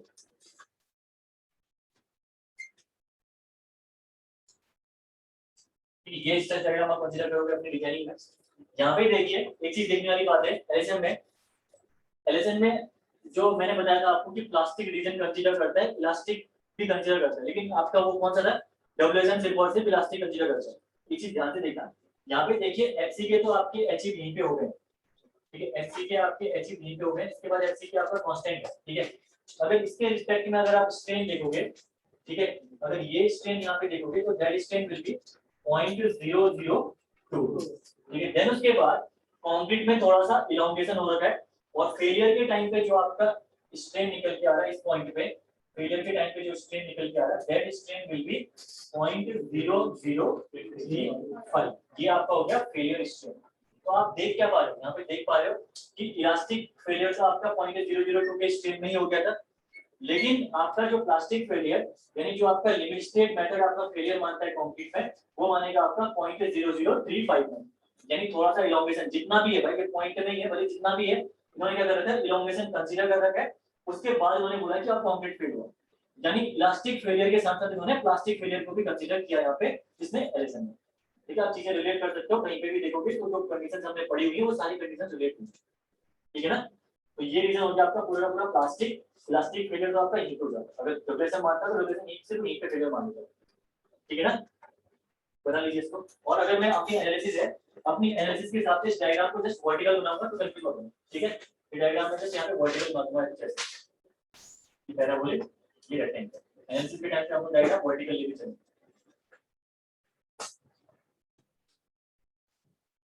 ये डायग्राम हो गया आपका स्ट्रेच डायग्राम फॉर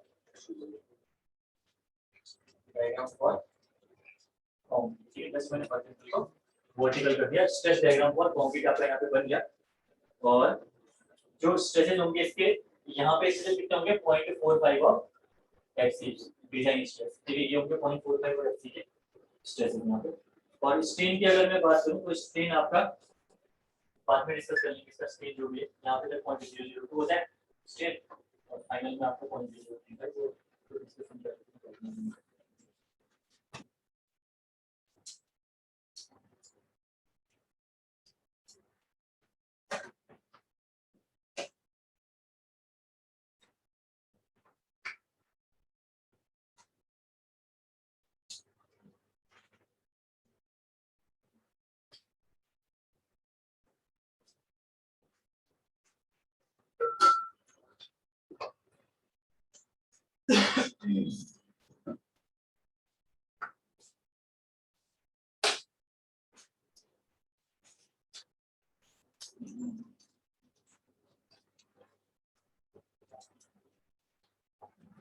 ठीक है, रीजन पैराबोलिक आप देख सकते हो, this is the parabolic reason,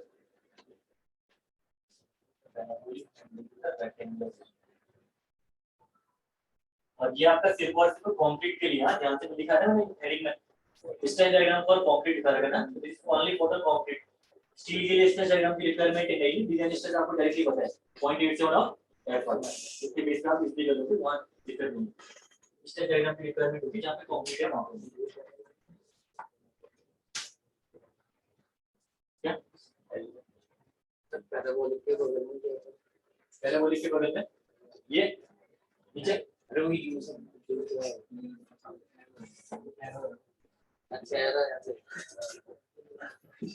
ये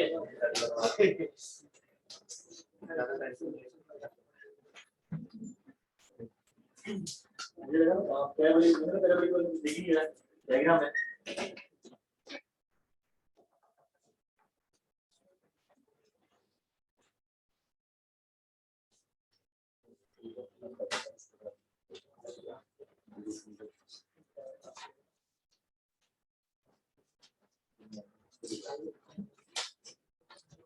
ठीक है, बेसिक ऑलमोस्ट कंप्लीट। इसके बाद कल से हम लोग जब भी क्लास में डिजाइनिंग पढ़ेंगे, तो डिजाइनिंग आधी स्टार्ट नहीं करते हैं क्योंकि अभी स्टार्ट करेंगे पूरी तो होगी नहीं, ठीक है ना, 15-20 मिनट डिजाइनिंग आपकी तो पूरी नहीं होगी डिजाइनिंग आपकी, तो एक साथ ही पूरा अजम्पशन और डिजाइनिंग साथ ही लेके चलेंगे तो आपको रिलेट भी कर पाओगे, ठीक है ना। तो नेक्स्ट क्लास में हम लोग पूरा अजम्पशन और डिजाइनिंग साथ लेके चलेंगे, और ऐसे से बेसिक क्लास को ऑलमोस्ट आपने कंप्लीट कर लिया भाई, टाइम सफिशिएंट है, घर में जाके रिवाइज कर लेंगे, ठीक है ना। अगर रिवाइज नहीं करोगे तो पढ़ने का कोई फायदा ही नहीं है, ठीक है।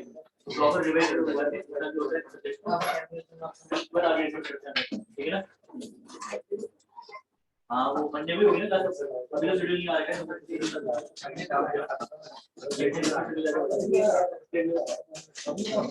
कितना आवर का बता है क्या, कितना आवर बचता है, कितना आवर मुझे आज से स्टार्ट नहीं हुआ,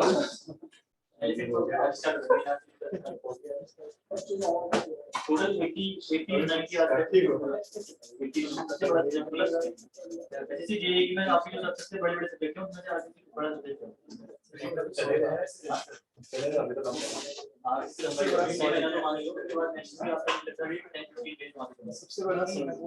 सबसे बड़ा वहाँ पे सॉइल है, लेकिन बात क्या है वो चीज होती है स्पीड से पढ़ा, अगर मैं आराम से पढ़ना स्टार्ट करूँ या प्रॉपर सोचने को चीजें अगर